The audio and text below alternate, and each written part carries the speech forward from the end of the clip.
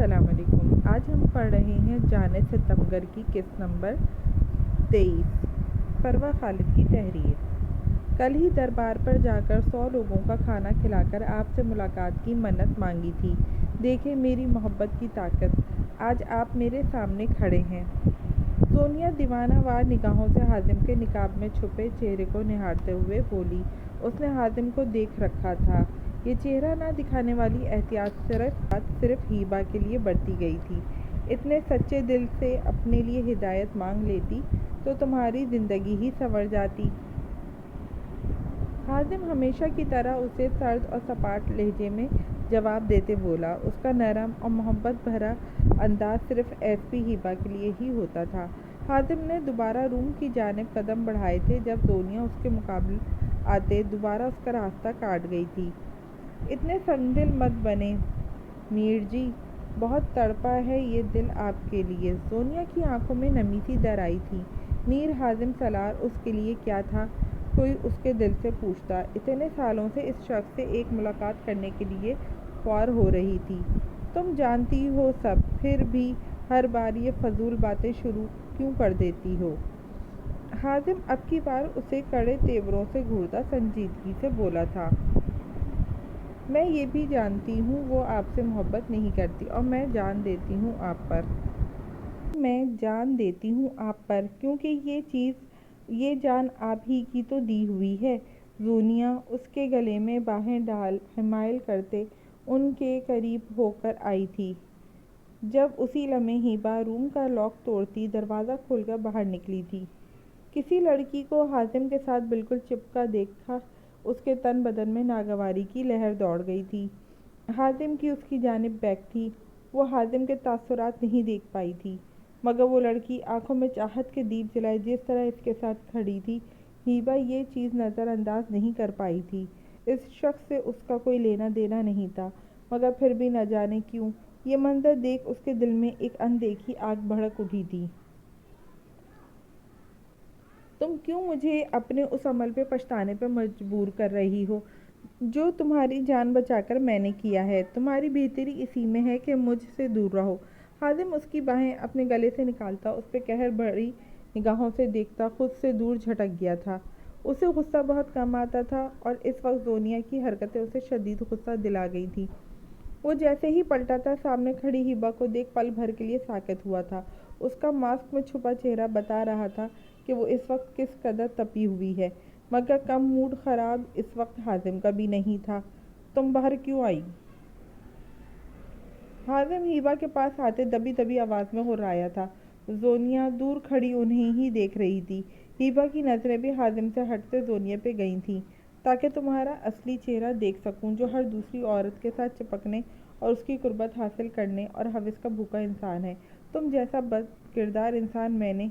हिबा मज़ीद भी बहुत कुछ बोल रही थी जब हाजिम उसे बाजू से खींचता रूम में दाखिल होकर रूम का दरवाज़ा ज़ोरदार आवाज़ में बंद करता उसे दरवाजे के साथ लगाता उस पर झुका था।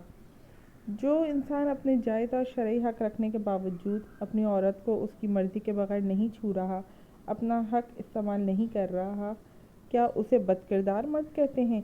आज तक क्या बुरा काम करते देखा है तुमने मुझे? बताओ मुझे। तुम्हारे जैसे सियासी लीडर को मारा था ना, उसकी असलियत तुम भी बहुत अच्छे से जानती हो।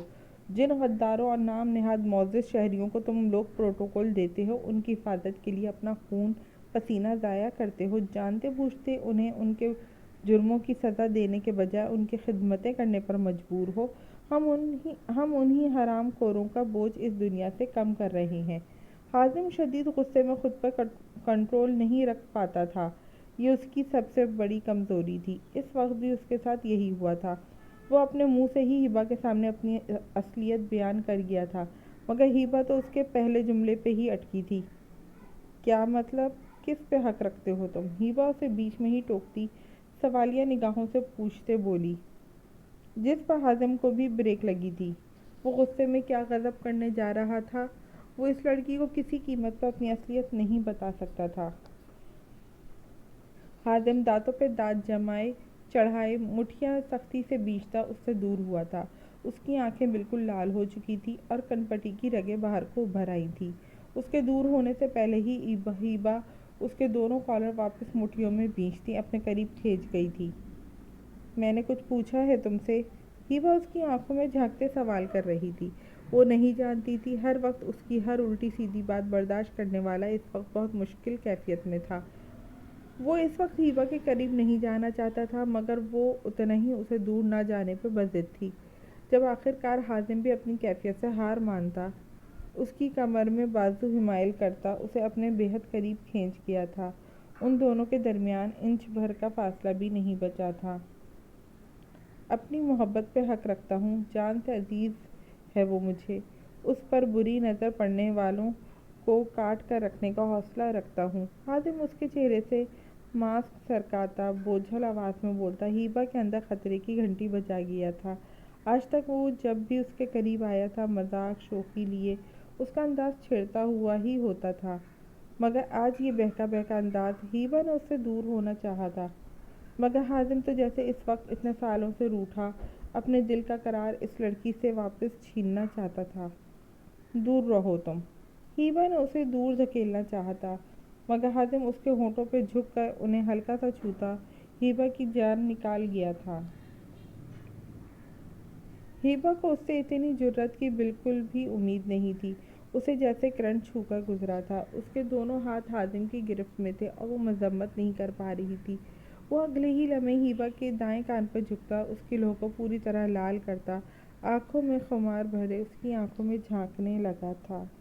آئندہ مجھ سے میرے حق کے بارے میں کبھی سوال مت کرنا۔ اپنی محبت کے معاملے میں خود پہ قابو کر پانا میرے لیے ممکن نہیں۔ اس کے لال پڑتے گالوں کو چومتا وہ اسے اپنے حصار سے آزاد کر گیا تھا۔ اسے جب بھی غصہ آتا تھا، اس کی مدت 2-3 دن تو ہوتی ہی تھی، مگر آج حیرت انگیز طور پر ہیبا کی دلفریب قربت نے اس پر کیسا اثر دکھایا تھا کہ 10 منٹ بھی نہیں لگے تھے اس کا غصہ اڑنچھو ہونے میں۔ حازم واپس پلٹتا اپنی ہی اس بے یقینی کیفیت پہ مسکرا دیا تھا۔ اگر اس کے ساتھی یہ دیکھ لیتے تو صدمے سے نکل نہ پاتے۔ لیکن حازم کو ہیبا سے دور چلے ابھی چند قدم ہی ہوئے تھے جب فائرنگ کی آواز کے ساتھ ساتھ پولیس کے سائرن ارد گرد بجنا شروع ہو چکے تھے۔ حازم جھٹکے سے پلٹا تھا۔ جہاں اس کی قربت اور گستاخیوں سے لال ہوئی ہیبا آنکھوں میں نفرت لیے اس پہ پسٹل تانے کھڑی تھی۔ تمہیں کیا لگا تم اپنے پاک صاف اور ایماندار ہونے کی کہانی سناؤ گے اور میں ہار مان جاؤں گی؟ اس دن تو چکمہ دے کر بھاگ نکلے تھے، آج کیا کرو گے؟ آج اگر یہاں سے فرار ہونے کی کوشش کی تو میری فورسز کو کوئی بھی آدمی تمہیں گولی سے اڑا دے گا۔ جو کچھ تھوڑی دیر پہلے اس شخص نے اس کے ساتھ کیا تھا، اس کی دھڑکنیں ابھی تک قابو میں نہیں آ سکی تھی۔ وہ خود سمجھ نہیں پا رہی تھی اس انسان کے قریب آنے سے اس کا دل اتنا بری طرح کیوں دھڑک رہا ہے، آخر کیوں اس کی قربت اس کے دل و دماغ پر اتنا اثر انداز ہو رہی تھی۔ حازم وہیں کھڑا والہانہ نگاہوں سے اپنی جنگلی بلی کو ایکشن میں آتے دیکھ رہا تھا جب دروازہ کھول کر 4 پولیس والے اندر داخل ہو کر ہیبا کے آس پاس آن کھڑے ہوئے تھے۔ حازم پر اپنا ہتھیار تان گئے تھے، جس کے ساتھ ہی حازم کے ہونٹوں پر مزید مسکراہٹ گہری ہوئی تھی۔ تم میرے اتنے قریب میرے بیڈ پر کیا کر رہی ہو؟ حمدان نے اتنے زور سے اس کی کلائی دبوچی تھی کہ محروسہ کو اپنی ہڈیاں ٹوٹتی محسوس ہوئی تھیں۔ محروسہ کو خود بھی سمجھ نہیں آ رہی تھی کہ ہوا کیا تھا۔ اس کے پلان میں تو ایسا کچھ شامل نہیں تھا۔ اس انسان کی قربت اسے کمزور کرتی تھی اور وہ اپنے کام میں ناکام ہو سکتی تھی، اس لیے اس نے اب حمدان صدیقی سے دور رہنے کا فیصلہ ہی کیا تھا، مگر قسمت اسے ایک بار پھر اسے یہاں تک کھینچ لائی تھی۔ میں نہیں جانتی، مجھے تو فراپی نے یہاں بھیجا تھا، مجھے تو یہ بھی نہیں پتا یہ آپ کا روم ہے۔ محروسہ اپنے کردار میں رہتے نہایت ہی خوفزدہ انداز میں اس بھپرے شیر کو جواب دیا تھا، جو عنقریب اس کا گلا دبانے کا ارادہ ہی رکھتا تھا۔ آخر تم کیوں کر رہی ہو یہ سب؟ میرے گھر والوں کے بیچ رہنے کا مقصد کیا ہے تمہارا؟ حمدان بہت بری طرح پھنس چکا تھا۔ اس کے گھر والے اسے اس لڑکی سے سختی برتنے نہیں دے رہے تھے اور اس لڑکی کو یہاں رہنے نہیں دے سکتا تھا، اسے بس سلاخوں کے پیچھے ہی دیکھنا چاہتا تھا۔ میں نے تو کچھ نہیں کیا، وہ اس کی بات پر آنکھوں میں آنسو بھرے منمنائی تھی۔ حمدان نے کچھ لمحے ایک ٹک اس کے دلکش نقوش کو گھورا تھا، جس کے چہرے کی معصومیت اور بھولپن ایسا ہی تھا کہ وہ واقعی کچھ نہیں جانتی، اور اس سے زیادہ معصوم شاید دنیا میں کوئی نہیں۔ پلیز مجھے چھوڑیں، جانے دیں، اس کی گرم سانسیں اپنے چہرے پہ محسوس کرتے محروسہ کو لگ رہا تھا اس کا دھڑک دھڑک کے پاگل ہوتا دل پسلیاں توڑ کے باہر آ جائے گا۔ چھوڑوں گا تو اب میں تمہیں کسی صورت نہیں، بہت بھاری قیمت ادا کرنی پڑے گی تمہیں اس دھوکے کی۔ حمدان اسے کلائی سے تھام کر بیڈ سے نیچے کھینچ چکا تھا۔ محروسہ کبھی اس کے سامنے بنا دوپٹے کے نہیں آئی تھی، مگر اس وقت دوپٹہ ہونا تو دور کی بات، اس کی کمر سے نیچے آتے لمبے بال چٹیا میں مقید حمدان کی نگاہوں کے سامنے تھے۔ وہ سرتاپا قیامت سا حسن رکھتی تھی، اس بات سے حمدان صدیقی بھی انکار نہیں کر پایا تھا، مگر اسے اس لڑکی سے نفرت کے علاوہ کوئی جذبہ محسوس نہیں ہوتا تھا۔ حمدان نے اسے دروازہ کھولتے روم کے باہر اتنی زور سے دھکا دیا تھا کہ محروسہ اپنے توازن برقرار نہ رکھ پاتی روم کے باہر سامنے لگی ریلنگ کے ساتھ ٹکرا گئی تھی۔ اس کی پیشانی پر شدید چوٹ آئی تھی۔ بھل بھل پیشانی سے نکلتے خون کی پرواہ کیے بنا حمدان اس کے منہ پہ دروازہ زوردار آواز میں بند کر گیا تھا۔ محروسہ کی آنکھوں سے دو آنسو ٹوٹ کر بے مول ہوئے تھے، جنہیں اگلے ہی لمحے رگڑتی وہ دھیرے سے مسکرا دی۔ اس شخص کی جانب سے کیا ہر صدمہ اسے قبول تھا؟ ویسے بھی زندگی میں اب تک جتنا درد اور تکلیف وہ سہ چکی تھی، اس کے آگے یہ چوٹ تو کچھ بھی نہیں تھی۔ مگر اس کی زندگی کی ایک ہی خواہش تھی اب کہ وہ مرنے سے پہلے بس ایک بار اس شخص کی آنکھوں میں اپنے لیے محبت دیکھنا چاہتی تھی، بس ایک بار، جو کہ وہ جانتی تھی کہ کبھی ممکن نہیں ہو سکتا۔ اس کی یہ خواہش شاید ادھوری ہی رہ جانی تھی۔ محروسہ کی آنکھوں میں درد کی گہری چادر چھائی ہوئی تھی، مگر چہرے پر اپنی مخصوص دل فریب مسکراہٹ لیے وہ وہاں سے اٹھ گئی تھی۔ پری، میری گڑیا، آپ ٹھیک ہیں؟ ان لوگوں نے آپ کو کوئی نقصان تو نہیں پہنچایا؟ سفیان، ڈاکٹر کو کال کرو، وہ ابھی تک پہنچا کیوں نہیں؟ یاسمین بیگم نہ جانے کتنی بار پریسا کا چہرہ چوم چکی تھی۔ رات کے 2 بجے پریسا کو آفندی مینشن کے آگے کوئی گاڑی چھوڑ کر چلی گئی تھی۔ پریسا اس وقت بے ہوشی کی حالت میں تھی، مگر جیسے ہی اسے ہوش آیا اس نے اپنے پورے خاندان کو اپنے آس پاس پایا تھا۔ سامنے ہی سفیان اور شہباز آفندی آنکھوں میں گہرا تفکر لیے اسے دیکھ رہے تھے۔ پریسا کو ہوش میں آتے دیکھ سب کے چہروں پہ خوشی کی لہر دوڑ گئی تھی۔ ماما، میں بالکل ٹھیک ہوں، ان لوگوں نے مجھے کوئی نقصان نہیں پہنچایا۔ مجھے اتنے ٹائم ایک اندھیرے روم میں قید رکھا جہاں ایک ملازم آ کر تینوں ٹائم کا کھانا دے جاتا تھا۔ اس کے علاوہ نہ کوئی میرے روم میں آیا، نہ مجھے کچھ کہا۔ پریسا نے اقرا کے رٹے رٹائے الفاظ بتائے تھے۔ تم نے وہاں کسی کا چہرہ دیکھا؟ کیا اس ملازم کا حلیہ بتا سکتی ہو تم؟ سفیان پریسا کے قریب آ کر اس کا ہاتھ تھامے فکر مندی سے بولا، جب پریسا کی آنکھوں میں اس وحشی کی شبیہ لہرائی جو دیکھنے میں جس قدر ہینڈسم اور پیارا تھا، عادتیں اور حرکتوں میں اتنا ہی جلاد تھا۔ نہیں نہیں، وہ ملازم جب بھی آتا تو اس کا چہرہ ڈھکا ہوتا تھا۔ مجھے وہاں بے ہوش کر کے لے جایا اور واپس لایا گیا ہے۔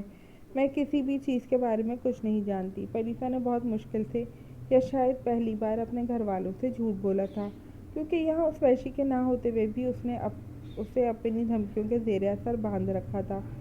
اوکے، ان لوگوں کو تو ہم ڈھونڈ کے ان کے انجام تک پہنچا کر رہیں گے، لیکن اب کوئی بھی میری بیٹی سے مزید کوئی سوال نہیں کرے گا۔ دیکھو بیچاری کا چہرہ کیسے تھکن اور کمزوری کی وجہ سے مرجھایا پڑا ہے۔ سب لوگ رش ختم کریں اور پری کو آرام کرنے دیں۔ شہباز آفندی اس کے قریب آ کر اس کا ماتھا چوم کر اسے پیار کرتے باقی سب کو روم سے جانے کا بول گئے تھے، جبکہ پریسا ان سب کے اتنے خلوص اور محبت پہ مزید شرمندہ ہوئی تھی۔ وہ بھلا ان لوگوں کے خلاف کیسے جا سکتی تھی، وہ بھی جاوید سکندر جیسے شخص کی وجہ سے؟ مگر اس کی سفیان کو مار دینے کی دھمکی بار بار پریسا کے کانوں میں گونجتی، اس کے حلق خشک کر دیتی تھی۔ سب لوگ روم سے ایک ایک کر کے نکل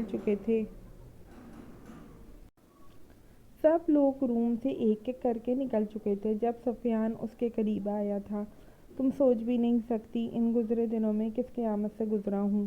کوئی ایک لمحہ سکون سے نہیں گزرا۔ آئندہ کبھی مجھ سے دور مت جانا، تمہارے بغیر نہیں رہ سکتا سفیان افندی۔ سفیان اس کا نازک ہاتھ تھامے اس سے اپنی محبت کا اظہار کرتے بولا تھا، جس پر پریسٹ کا دماغ ایک بار پھر شاہ سکندر کی طرف پہنچ چکا تھا، جو ہر بار اسے مارنے اور گلا دبانے کی دھمکی ہی دیتا رہتا تھا۔ پریسا نے ایک دم اس کا خیال جھٹکا تھا اور وہ بلیک ہاؤس سے تو آ گئی تھی، مگر اس بلیک بیسٹ کے حصار سے نہیں نکل پا رہی تھی۔ میں نے بھی آپ کو وہاں بہت یاد کیا، بہت روئی۔ وہ بہت ظالم لوگ تھے، آپ کو گولی لگی تھی نا؟ آپ ٹھیک ہیں اب؟ پریسا نے اس کے بازو کی جانب دیکھا تھا۔ تم واپس آ گئی ہو نا؟ اب میں بالکل ٹھیک ہوں۔ چند دنوں بعد ہونے والے ہمارے نکاح کے بعد تو مزید ٹھیک ہو جاؤں گا۔ سفیان کی شوخی بھری انداز پر پریسا نے فوراً اس کی گرفت سے اپنا ہاتھ آزاد کروا لیا تھا۔ وہ اپنے دل کی کیفیت سمجھ نہیں پا رہی تھی۔ اس کے سامنے اس کا بچپن کا منگیتر بیٹھا تھا، جس سے کچھ دنوں میں اس کا نکاح ہونے والا تھا، مگر اس کے دل و دماغ پر بار بار اس بلیک بیسٹ کا سایہ کیوں لہرا رہا تھا؟ کیوں بار بار اس کا دھیان اس وحشی کی جانب جا رہا تھا جس نے اسے رلانے، درد اور تکلیف دینے کے سوا کچھ نہیں کیا تھا؟ جانے ستمگر۔ جانے ستمگر۔ قسط نمبر 24۔ تمہیں کیا لگا تم اپنے پاک صاف اور ایماندار ہونے کی کہانی سناؤ گے اور میں مان جاؤں گی؟ اس دن تو چکمہ دے کر بھاگ نکلے تھے، آج کیا کرو گے؟ آج اگر یہاں سے فرار ہونے کی کوشش کی تو میری فورسز کا کوئی بھی آدمی تمہیں گولی سے اڑا دے گا۔ جو کچھ تھوڑی دیر پہلے اس شخص نے اس کے ساتھ کیا تھا، اس کی دھڑکنیں ابھی تک قابو میں نہیں آ سکی تھیں۔ وہ خود سمجھ نہیں پا رہی تھی اس انسان کے قریب آنے سے اس کا دل اتنے بری طرح کیوں دھڑک رہا ہے، آخر کیوں اس کی قربت اس کے دل و دماغ پر اتنا اثر انداز ہو رہی تھی؟ وہ اسے کیوں نہیں روک پاتی تھی اپنے قریب آنے سے؟ حازم وہیں کھڑا والہانہ نگاہوں سے اپنی جنگلی بلی کو ایکشن میں آتے دیکھ رہا تھا، جب دروازہ کھول کر 4 پولیس والے اندر داخل ہو کر ہیبا کے آس پاس آن کھڑے ہوئے حازم پر اپنا ہتھیار تان گئے تھے، جس کے ساتھ ہی حازم کے ہونٹوں پر مسکراہٹ مزید گہری ہوئی تھی۔ تم اتنی بھولی کیسے ہو سکتی ہو ایس پی صاحبہ؟ حازم مسکراتی والہانہ نگاہوں سے خود پر بندوق تانے کھڑی لڑکی کو دیکھ رہا تھا، جس کی آنکھوں میں اس کے لیے نفرت کے سوا کچھ بھی نہیں تھا۔ کیا مطلب اس بکواس کا؟ کیا مطلب اس بکواس کا؟ ہیبا نے دانت پر دانت چڑھائے خود کو بامشکل سامنے کھڑے شخص پہ گولی چلانے سے روکا تھا، جب اسی لمحے اس کے 2 پولیس اہلکار ہڑبڑاہٹ میں بھاگتے ہوئے اس کے پاس آئے تھے۔ میم، ہم نے شمشیر خان اور اس کے تمام آدمیوں کو گرفتار کر لیا ہے اور یہ پورا بنگلہ چھان مارا ہے، مگر آپ کی فیملی کا یہاں نام و نشان تک نہیں ہے۔ پولیس والے کی بات سن کر ہیبا نے شاکی نگاہوں سے اسے دیکھا تھا۔ تمہاری فیملی میرے پاس میرے قبضے میں ہے۔ حازم کی بات سنتے ہیبا کے دونوں ہاتھ اس کے پہلو میں جا گرے تھے۔ تم نے اتنا بڑا دھوکہ دیا مجھے، تمہیں چھوڑوں گی نہیں میں۔ ہیبا زخمی شیرنی بنی اس پر جھپٹ پڑی تھی، مگر حازم اسے بنا کوئی موقع دیے بغیر اس کی دونوں کلائیوں سے دبوچ کر کمر کے پیچھے باندھتا اسے پوری طرح اپنے قبضے میں لے گیا تھا۔ دھوکہ میں نے نہیں، تم نے دیا ہے اپنے ان پولیس والوں کو بلا کر۔ مجھے گرفتار کرنا اتنا آسان نہیں جتنا تم سمجھ رہی ہو۔ اس کام میں میں نے سب کچھ سیکھا ہے سوائے اعتبار کرنے کے۔ تم پر جو تھوڑا بہت اعتبار کرنا شروع کیا تھا وہ بھی ختم ہو چکا ہے۔ ان سب کو کہو اپنا کام ختم کر کے نکلیں یہاں سے، مگر تم یہیں رکو گی میرے ساتھ اس بنگلے میں جب تک میں جانے کو نہ کہوں۔ کہو اپنا کام ختم کر کے نکلیں یہاں سے، مگر تم یہیں رکو گی میرے ساتھ اس بنگلے میں جب تک میں جانے کو نہ کہوں۔ حازم اس کی تھوڑی مٹھی میں دبوچے بولا تھا۔ ہیبا نے بے یقینی سے اس کا یہ سرد و سپاٹ انداز دیکھا تھا۔ اس نے ہمیشہ اس کی ہر بدتمیزی کا مسکرا کر ہی جواب دیا تھا۔ مگر دھوکہ تو میر حازم سالار کو کسی قیمت پر پسند ہی نہیں تھا، وہ کیسے نہ غصہ کرتا۔ تم ایسا نہیں کر سکتے۔ ہیبا اس کے خلوص کو بری طرح ٹھکرا کر اسی کی سزا میں تبدیل کر چکی تھی، مگر اب بھی اسے امید تھی یہ شخص اس کے ساتھ کچھ غلط نہیں کر سکتا۔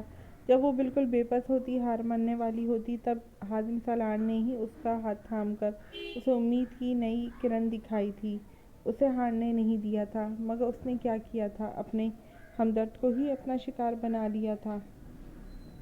پریسا گہری نیند میں سو رہی تھی جب اچانک اسے اپنے بہت قریب کسی کی موجودگی کا احساس ہوا تھا۔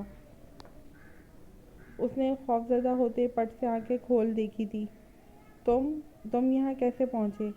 پریسا آنکھیں کھولتے ہی اپنے عین سامنے بیڈ پر بیٹھ کر سگریٹ پیتے شاویز سکندر کو گھورا تھا، جو اس کے بیڈ کو بھی اپنی جاگیر سمجھے بیٹھا تھا۔ تمہیں کیا لگا تھا اتنی آسانی سے مجھ سے پیچھا چھڑا لو گی تم؟ اب شاویز سکندر کا سایہ پڑ چکا ہے جس سے تم اب پوری زندگی چھٹکارا حاصل نہیں کر پاؤ گی۔ شاویز سکندر اس کے بنا دوپٹے کے ہوش ربا حسن کو شوق نگاہوں سے گھورتا اس کے قریب ہوا تھا۔ پلیز یہ تم۔ پریسا اس کے قریب آنے پر پیچھے کو کھسکی تھی۔ اس کا پورا وجود ہولے ہولے لرز رہا تھا۔ پریسا کی ہونٹوں پہ انگلی رکھتا وہ اس پہ جھکا تھا۔ اسی لمحے پریسا کی آنکھ کھل گئی تھی۔ اس نے خوف سے زرد پڑتے چہرے کے ساتھ پورے کمرے میں نظر دوڑائی تھی مگر اس کے علاوہ کمرے میں کوئی نہیں تھا۔ پریسا پوری طرح پسینے میں بھیگ چکی تھی۔ کیا یہ صرف خواب تھا؟ وہ وحشی یہاں نہیں آیا تھا؟ پریسا نے بیڈ سے اٹھتے کھڑکی سے باہر جھانکا تھا مگر وہاں بھی گارڈز کھڑے مستعدی سے اپنی ڈیوٹی سر انجام دے رہے تھے۔ پریسا نے لائٹ آن کر کے ایک ایک پردہ ہٹا کر یہاں تک کہ بیڈ کے نیچے بھی دیکھا تھا مگر وہ ہوتا تو اسے نظر آتا۔ تو کیا وہ میرے خواب میں آیا تھا؟ مگر وہ میرے خواب میں کیوں کر آیا تھا؟ خواب بھی اس قدر بیہودہ۔ استغفراللہ، یہ میرے ساتھ ہوا کیا ہے؟ کچھ دنوں بعد میرا سفیان سے نکاح ہے، مجھے تو اس کے بارے میں سوچنا چاہیے۔ پھر اس فضول انسان کا خیال کیوں نہیں پیچھا چھوڑ رہا ہے میرا؟ پریسا بالوں کو مٹھیوں میں جکڑے پریشانی سے بولی تھی۔ خواب میں جو کچھ بھی اس نے دیکھا تھا وہ یاد کرتے اس کا چہرہ شرم اور خفت سے بالکل لال ہو چکا تھا۔ تم سب سے بڑی ایڈیٹ ہو، اس کے بارے میں اتنا سوچو گی تو خواب میں بھی اسی کے آئیں گے نا؟ اور اس بیہودہ انسان کے حوالے سے خواب اچھے کیسے ہو سکتے ہیں؟ اس نے خوف سے جھرجھری لیتے گھڑی پر ٹائم دیکھا تھا۔ یہ تو فجر کا ٹائم ہے اور ماما یہی کہتی ہیں اس ٹائم جو بھی خواب آئے وہ سچے ہوتے ہیں۔ نہیں، خدا نہ کرے یہ خواب کبھی سچ ہو۔ پریسا کا پورا وجود اس خیال سے ہی لرز اٹھا تھا۔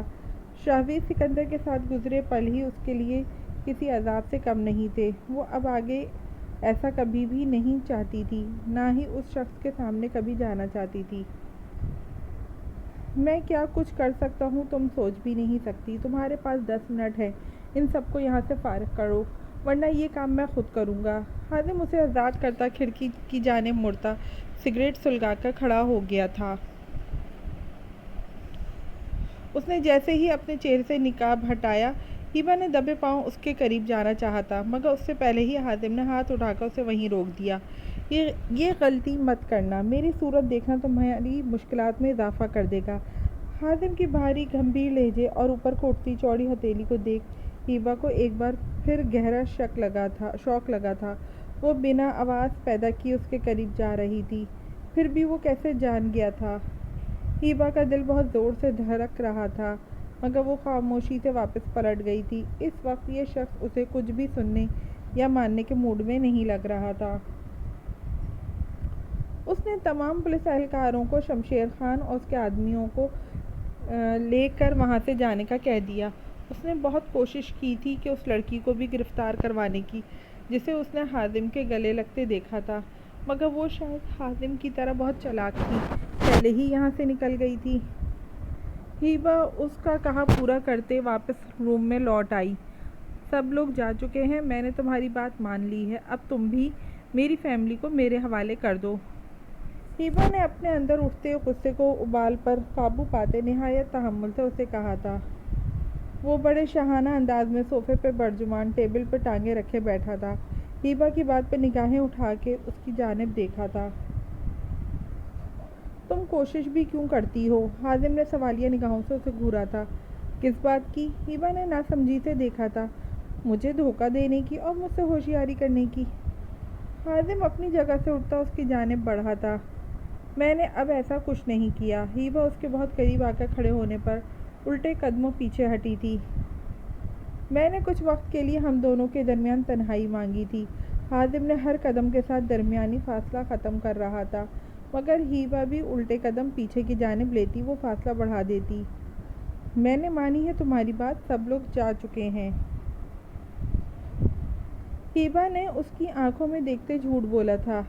Are you sure? حازم نے کھڑکی کی جانب دیکھتے ایک بار پھر اس سے سوال کیا تھا، جس کے ساتھ ہی ہیبا کے چہرے کا رنگ بدلا تھا، مگر پھر بھی اپنا کانفیڈنس قائم رکھتی وہ سر اس بات میں ہلا گئی تھی، جب اچانک پیچھے دیوار آ جانے کی وجہ سے اسے زور کا جھٹکا لگا تھا۔ یہ معصوم چہرہ اتنے دھوکے باز کیسے ہو سکتا ہے؟ کچھ پلوں کی وفاداری ہی تو مانگی تھی، وہ بھی نہیں دے پائی تم۔ اتنا برا بھی نہیں ہوں، اس قربت کا سب سے بڑا حقدار ہوں، ایسا ظلم کیسے کر سکتی ہو تم مجھ پہ؟ حازم اس کے گرد دیوار پر دونوں ہاتھ ٹکائے اس پہ حاوی ہوتا، اس کے کان کی لو پہ جھکتا، اپنے اندر کا غصہ اس پہ لٹاتا۔ اسے لال کر گیا تھا۔ ہیبا نے سختی سے مٹھیاں بیچ رکھی تھیں۔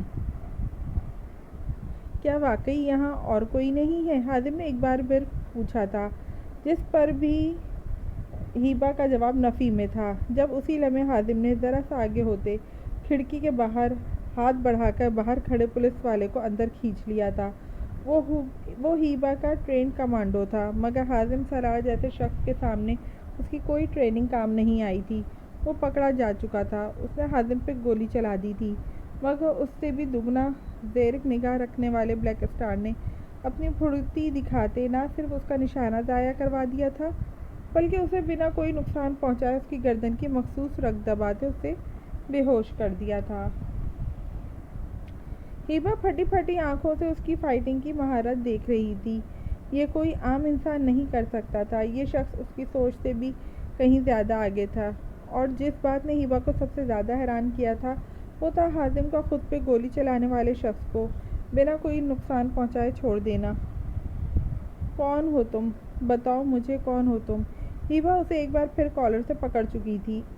ایک نظر اس کی مٹھیوں میں جکڑے اپنے گریبان پر ڈالتے، حازم اس کی کمر پہ دونوں ہاتھوں کا دباؤ ڈالتا، اسے اپنے ساتھ لگاتے اس کے بہت قریب چہرہ لے آیا تھا۔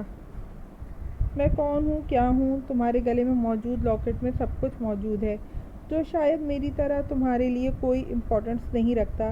اپنی سچائی اپنی زبان سے تو کبھی نہیں بتاؤں گا، تمہیں خود مجھے پہچاننا ہوگا، ڈھونڈنا ہوگا مجھے، اور وہ تم بنا کسی کے مدد کے بھی کر سکتی ہو۔ یہ لاکٹ صرف تمہارے ہاتھ سے ہی کھلے گا، ہر ایک کے آگے اپنی یہ حسین گردن پیش کرنے کی ضرورت بالکل بھی نہیں۔ ہاں، میرے آگے پیش کرنا چاہو تو کوئی پرابلم نہیں۔ تمہاری فیملی کو نقصان پہنچانے کے بارے میں سوچ بھی نہیں سکتا۔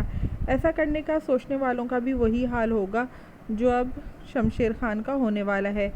وہ لوگ بحفاظت گھر پہنچ چکی ہیں۔ میری بات پہ اندھا دھند یقین کر کے اپنی پوری فورسز کو یہاں سے بھیج کر اور یہ تنہائی بھرے لمحے بخشنے کے لیے شکریہ۔ حازم اس کی گردن میں موجود لاکٹ کو ہونٹوں سے چھوتا اسے وہیں ساکت چھوڑتا پیچھے ہٹ گیا تھا۔ اپنے اس بیچارے کمانڈو کو بھی بعد میں اٹھوا لینا۔ حازم اس بے ہوش پڑے شخص کی جانب اشارہ کرتے ہیبا کو باہوں میں اٹھائے باہر کی جانب بڑھا تھا۔ یہ کیا کر رہے ہو تم؟ چھوڑو مجھے۔ ہیبا کا سکتہ ٹوٹا تھا، وہ زور سے چلائی تھی۔ میں تمہیں اس کے ساتھ اکیلا چھوڑ کر تو جا نہیں سکتا۔ بے شک یہ بے ہوش ہے، مگر میری غیرت پھر بھی کسی صورت گوارا نہیں کرتی۔ حازم اس کے منہ کے گھوسے خوشدلی سے برداشت کرتا اسے لیے باہر کی جانب بڑھ گیا تھا۔ واہ بھئی، کیا تیاری ہے! سنا ہے اپنے ہونے والے ان کے ساتھ لانگ ڈرائیو اور کینڈل لائٹ ڈنر پر جایا جا رہا ہے؟ پریسا سفیان کے ساتھ بہت زیادہ اصرار پر اس کے ساتھ لانگ ڈرائیو پہ جا رہی تھی۔ سفیان صبح سے اس کا منہ ٹھیک کرنے کے جتن کر رہا تھا، مگر اب جا کر کہیں پریسا اس کی بات ماننے پہ راضی ہوئی تھی۔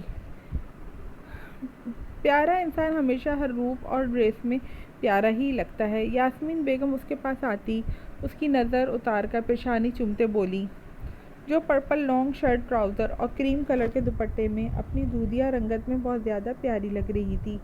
سفیان افندی کی ہونے والی بیوی ہے، سب سے الگ تو لگے گی نا؟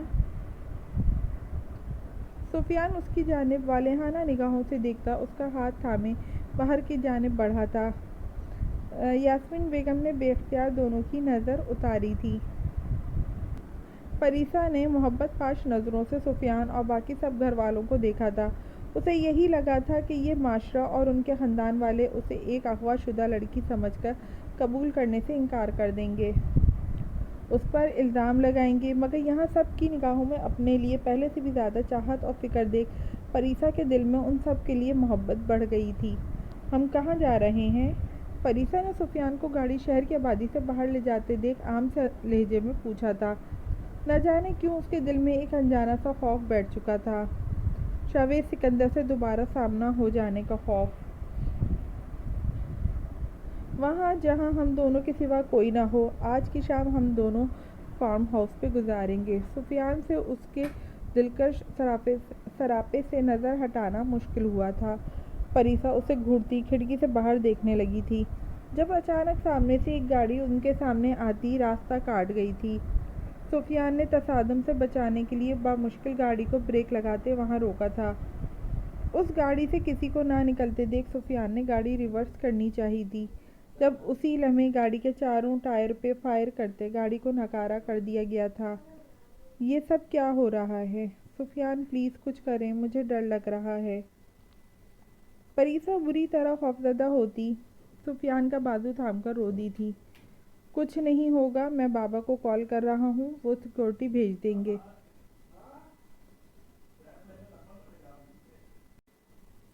سفیان نے موبائل نکالتے کال ملانی چاہی تھی جب گاڑی کے بونٹ پر ہونے والی فائرنگ سے گھبراتے موبائل اس کے ہاتھ سے چھوٹتا گاڑی میں ہی نیچے جا گرا تھا۔ گاڑی سے نکل کر ان نقاب پوش افراد کو اپنے قریب آتا دیکھ پریسا کی چیخیں پوری گاڑی میں گونج رہی تھیں۔ وہ لوگ گاڑی کے قریب پہنچتے، شیشہ بجاتے دروازہ کھولنے کا اشارہ کرنے لگے۔ پلیز دروازہ مت کھولیے گا۔ پریسا نے لاک کی جانب ہاتھ بڑھاتے سفیان کو روکا۔ پری اگر ان کی بات نہ مانی تو وہ ہم پر گولی چلا دیں گے۔ سفیان کی حالت بھی اس سچویشن میں کافی خراب ہو چکی تھی۔ پریسا تو پھر لڑکی تھی، وہ یہ سب پہلے بھی دیکھ چکی تھی، اس کے خوف سے جان نکل رہی تھی۔ سفیان کے دروازہ کھولتے ہی اس نے سفیان کو کھینچ کے باہر نکالا تھا اور پھر پریسا کو بھی ایسے ہی بے دردی سے باہر گھسیٹا تھا۔ پریسا جو یہی سمجھ رہی تھی کہ یہ کارنامہ پھر سے بلیک اسٹارز کا تھا، ان کا خود سے رواں رکھے جانے والا سلوک دیکھ اسے سمجھنے میں ایک سیکنڈ نہیں لگا تھا کہ یہ بلیک اسٹارز نہیں ہیں، جس کے ساتھ ہی اس کا خوف کئی گنا بڑھ گیا تھا۔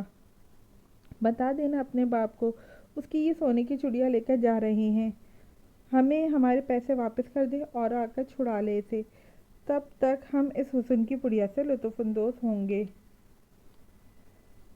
وہ شخص انتہائی نازیبا الفاظ استعمال کرتا پریسا کو اپنے ساتھ گھسیٹتا اپنی گاڑی کی جانب بڑھا تھا، جبکہ تین افراد سفیان پر گن تانے کھڑے تھے، جو اپنی جان بچانے کے خوف سے ایک لفظ نہیں بول پایا تھا۔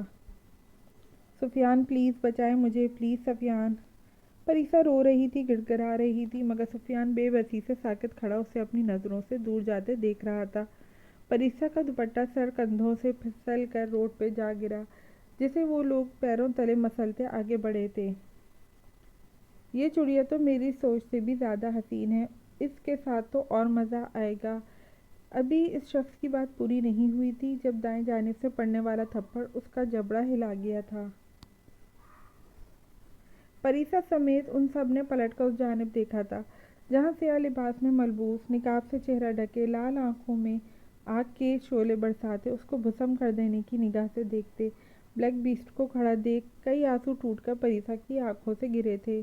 کون ہو تم؟ پریسا کو تھامے کھڑے شخص نے شاویز کی جانب دیکھتے حیرت زدہ سا سوال کیا تھا۔ تمہاری موت؟ آگے بڑھ کر پریسا کا زمین پہ گرا دوپٹہ اٹھاتے اس نے آگ اگلتے لہجے میں جواب دیا تھا۔